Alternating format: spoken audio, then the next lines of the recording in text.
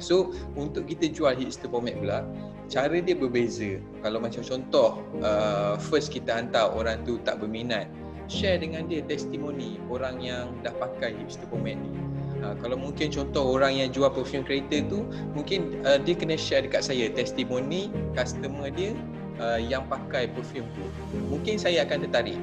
Mungkin saya akan tengok dia punya customer dia ada cakap bau ni wangi, bau satu kereta wangi, tak pening kepala, girlfriend ke wife naik ke suka bau kereta. Mungkin saya akan macam bolehlah nak try. Betul tak? Kalau kita sebagai pelanggan dia pun ataupun bakal customer dia pun, kita akan tertarik. Okey. Kalau tak on dekat bahagian testimoni. Okey, kalau tak on bahagian testimoni, next dia apa? Next dia adalah kita tunjuk orang yang dah order dekat kita.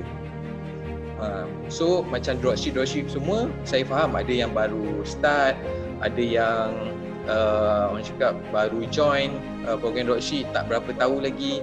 Alright, jangan ada sikap yang macam ni, sikap yang macam terlalu memaksa, cara penjualan salah. Semua ni ada skill. Ibaratkan customer kita ni adalah orang cakap kita punya kekasih.